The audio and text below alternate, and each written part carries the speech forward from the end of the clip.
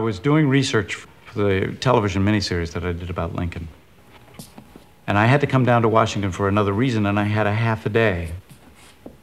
And I found my way to the library, and I walked up to an information desk, and I said, do you have anything here about Lincoln? And the woman at the desk just looked at me like I was from Mars. And that's when I found out that the Library of Congress has all of Lincoln's papers. The Lincoln Presidential Library is within the Library of Congress. I remember the first time I saw these, when I was doing research for Lincoln. These are the contents of Lincoln's pockets on the night that he was assassinated. You don't often expect the library to have these kinds of things.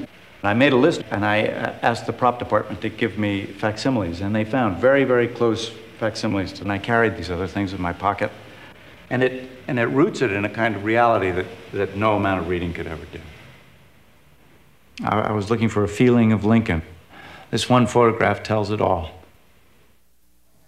One of the great insights into his character is a letter here, which I found absolutely fascinating when I came to write Lincoln. I'd never seen the actual letter, which I hold in my hand, which says, Executive Mention, Washington, August 17, 1863. And it's to an actor called James Hackett, a Shakespearean actor in New York. And he says in the letter here that although he likes Lear, Richard III, Henry VIII, Hamlet, and especially Macbeth, what is Macbeth about? It is about the guilt of the king who has murdered his predecessor, Duncan. And that was the tragedy of Abraham Lincoln. He had brought on a civil war which he could have avoided. Always guilt, always blood, always remorse is why he's our greatest and most tragic president. You can see it in his eyes, the burden that he alone carried.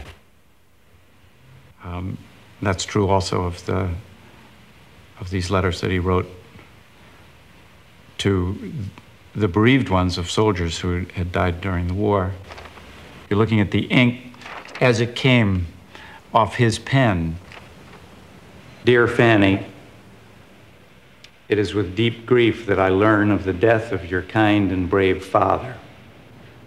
In this sad world of ours, sorrow comes to all, and to the young it comes with bitterest agony because it takes them unawares. The memory of your dear father, instead of an agony, will yet be a sweet, sad feeling in your heart of a purer and holier sort than you have ever known before. Please present my kind regards to your afflicted mother. Your sincere friend, A. Lincoln.